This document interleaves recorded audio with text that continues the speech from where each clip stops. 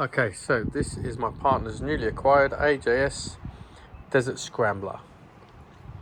It's a 125. The main reason why she bought this this type of bike, firstly, she liked the styling, that classic retro scrambler type deal, and also she is a little bit vertically challenged. Had a bit of trouble finding bikes that she would be able to fit on. Tried quite a few different bikes. She tried a couple of Japanese bikes. Well, she tried a Honda CG125. She was flat-footed on that. That's got a seat height of about 730mm. She tried a old a YBR 125. I think that's around about the same sort of seat height. She was flat-footed on that. So yeah, and then like I mentioned, she's 5'3", and then she started looking at the Chinese bikes, because obviously some of the bikes have got that type of styling, like the Mutt Mongrel, the Herald Brat, Bullet Hero. They're not great for shorter riders. I think the Mutt Mongrel, she couldn't touch the floor on. The Mutt Mongrel looks like a low bike, but the seat on the Mutt Mongrel was very wide here. So where this seat would taper down, the Mutt Mongrel came right out. So a very wide seat on the Mutt Mongrel. So yeah, just when it comes to fitting a bike, obviously, the width of the seat makes a big difference too. And it had these big bulbous side panels on the Mutt too, where your leg, you'd lose a little bit of distance by going over the top of the side panel. I think they've gone out of business now anyway, or going under apparently. She also tried a Herald Brat. She was tippy toes on that. No adjustment to the suspension softness on it, no way to shorten the suspension, so that was no good. She liked the look of the Bullet Heroes. Again, she was tippy toes on that, so not ideal with no adjustments that could be made. So yeah, there was all up around about 830mm seat height. Those Chinese ones that I mentioned. This is 780mm. And yeah, like I said, she's 5'3", so at 780mm, she can touch the floor with the balls of her feet. So if she's sitting on the bike, she's got around about there on the balls, so, and which she says is enough to give her a little bit of control. She can still move the bike around. So yeah, she was happy with that. I think another thing in the female riders world is you can buy motorcycle boots with taller soles or higher soles, come out higher. High heels as well, which give them a little bit more length in the leg. My partner would probably be flat-footed if she got some of those boots. But yeah, she said she's 5'3". She can touch the floor well enough to be able to ride it and have a bit of control over it, move it about a little bit. So I rode it back from Cambridge, which was about an hour, and that was in the rain. First thing I mentioned is tyres. Love these tyres. It's made me want to change the tyres on my DRZ 400. The tyres I've got on there are so aggressive. Yeah, even riding on the roads, but you know, going locally or riding the green lanes, the vibrations and noise and lack of grip through those, yeah, they're a really off-road sort of tyre. But these, they're made by Kenda, which isn't overly well known in the motorbike world, but in the mountain bike world, they're a really good tyre in the mountain bike world. Nice profile, so like obviously with the Scrambler sort of traily off-road bike sort of look, at the knobbly tyres go with those. I found them great in the wet. I was doing 50 mile an hour, going round roundabouts, pouring rain, and I felt really confident with them. Not once did I feel, oh, this is well sketchy or anything like that. Yeah, a lot of confidence in the tyre. So there's sort of thing you can use it you know, they're not ideal to use any sort of knobbly in the rain really, but you can get away with it if you're careful. Great in the dry, that'd be good off-road. I say good-ish. I mean, you know, you're always gonna there's always going to be a toss-up between, you know, road or off-road or an in-between. So I think these are the sort of tyres you can use them on road. They're fine, but you can do a little bit of green laning, a little bit of off-roading with them as well. They've got quite a knobbly sort of tread, so that was nice. Really nice and smooth on the road, no vibrations, no road noise. Felt like I had loads of grip even in the wet. That was really nice. So I like the tyres. The exhaust, nice exhaust, sounds nice and all the rest of it, but I did feel my leg was getting hot. Obviously it's got some heat wrap. This is how they come with some heat wrap, come with some heat shields. But if you look at, like, you know, where your foot peg is, you're still touching that with your foot, or your leg, sorry. So yeah, I don't know, you might be able to add another layer of exhaust heat wrap on there as well. Might be able to space the guard out from the exhaust, just take away some of that heat so it's not so close. We play around with a few things, but I did feel the heat coming from that still, because your leg is up against it. The ride back was really nice. I mean, it's, a lot of people say the same. It's not going to win any races. It's a 125. It's meant to be a scrambler, so it's not meant to be, it's not a sports sort of 125. The power is about 10 brake horsepower. I've ridden quite a few 125s. A lot of the Chinese bikes and some of the Jap bikes, they're around about the 11.5 to 12 brake horsepower.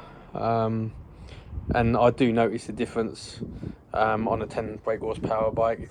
1 or 1.5 or 2 brake horsepower doesn't really sound a lot, but you know, when you're on a 10 brake horsepower bike, that's like 20% of your power. So your grunt mid-range, you know, it's not there with like some of the more like higher powered 125s.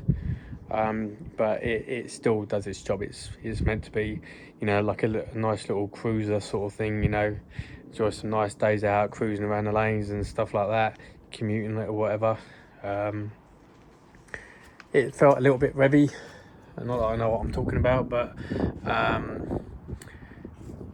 if you average 50 miles an hour, I found that it was doing around about 7,000 RPM, which felt like quite a lot, but it is a 125.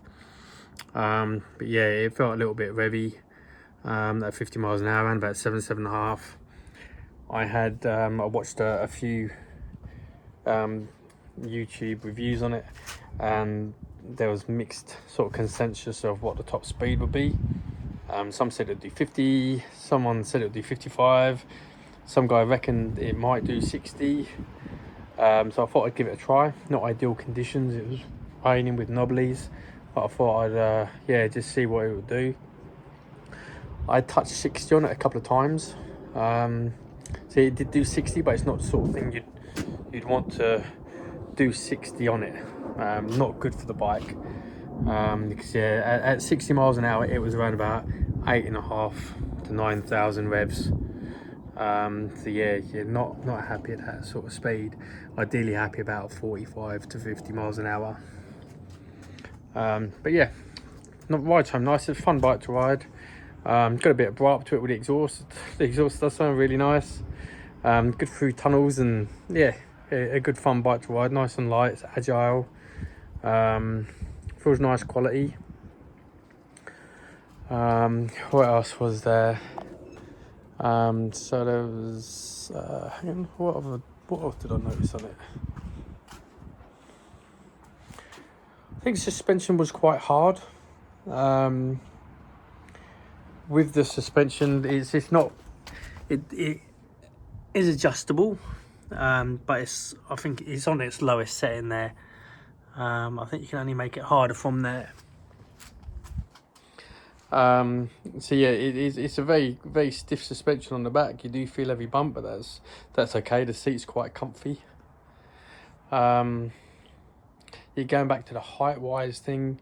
I did speak to AJS, and you can buy shorter shocks for it if you wanted to lower it, but the problem with that is then your stand's going to be too high, because with a longer stand and shorter shocks, it's going to stand the bike more upright, so the stand would have to be modified or replaced. You can get shorter shocks for it, but yeah, a bit of messing around involved with those. Yeah, I really liked riding the bike back. I guess it's with AJS. I mean, obviously they're a British company that's been around for 100 years. They're better quality than the Chinese bikes, and still at a very good affordable price. I mean, you know, obviously, you know, some of these Chinese companies, they pop up and disappear as quick as they've come. Like, you know, like Mungle's going out of business. When I've seen a lot of bikes, I've had over probably 65 bikes in my time. If you break it down into 3 different categories, if you look at, you've got your Chinese bikes, your British bikes, then your Japanese bikes and Euro bikes. I felt the English bikes like this AJS to be, you know, a good in between. The Chinese bikes, they've got a place in the market, you know, not taking anything away from them, but they do feel like they just slap together pieces of metal to make a bike work, and concentrated on the styling to make them look attractive. The price is attractive. You know, they've thrown stuff together, a lot of copied bits and pieces. Yeah, it's a hard thing to say, but when I've sat on some of these Chinese bikes, went to have a look at it, it just felt like a big lump of metal. Didn't feel like it'd been refined or, you know, high finished, or, you know, a lot of thought or love gone into it. You know, obviously on your European and Jap bikes, high spec. Yeah, an awful lot of effort has gone into refining them and styling them. You know, they come out of the factory perfect. British bikes feel like an in-between. They, you know, they have got something to lose because they, you know, Royal Enfield, AJS, they do have a very good name behind them. So yeah, they have a bit of something to lose if they, you know, churn out a crappy bike. I know with the Interceptor my brother had, you could notice things on that weren't perfect, like some of the powder coating was missing from the factory, you know, underneath the fork yoke, you know, part of it would just have the powder coating missing, and you could obviously see that, but it would just be slapped together anyway, put on there because, you know, it works, you know. But you can't really see it, so it's little things like that. And, you know, on a Royal Enfield, you might see a bit of pigeon shit weld, maybe a little bit of welding wire still stuck to one of the welds, so maybe not as highly finished and refined as the Japanese and European bikes, but built well, using quality parts. And, you know, you can see a little bit of love has gone into putting them together and styling them. You know, they are nice bikes. So I see like the AJS very similar to the Interceptor. You know, obviously both British make, so it makes sense. You know, not as cheap as the Chinese stuff, not as expensive as the Japanese and Euro stuff. So nice in between. So yeah, that's just my take on those. That's that I get, like, yeah, Royal Enfield feels from it. So yeah, I think something that does say something about them as well is this is a 2023, but it's a couple of years old. It has spent a couple of winters outside undercover. The guy behind me didn't have a shed or a garage. He kept this outside. It's got 16,000 miles on it, and it's still pretty much brand new condition. So they fare well outside, which goes to say the quality of the parts that they've used, the finish and the coatings and coverings are very good.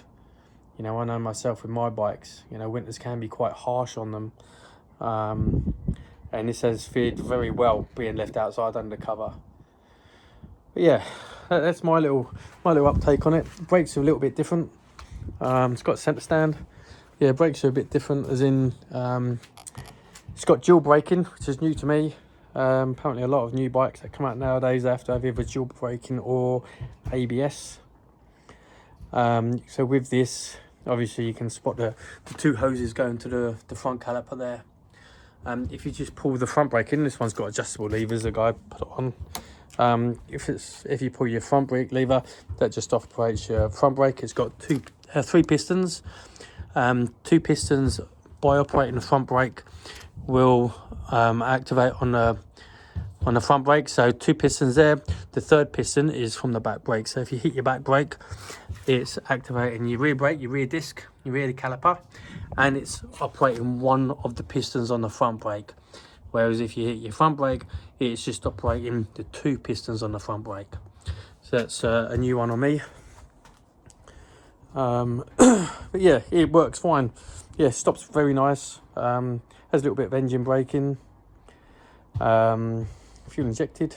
The kickstart, I've heard people can't get them working. I can use this. I can start the bike with a kickstart. It's not ideal, not great. I've noticed, I mean, your compression stroke is quite low. I mean, it sits about there for your compression stroke. A lot of bikes, they'll be up here, so you get to, get a good turnover on the engine, where this compression stroke starts around about there. So you don't have a lot.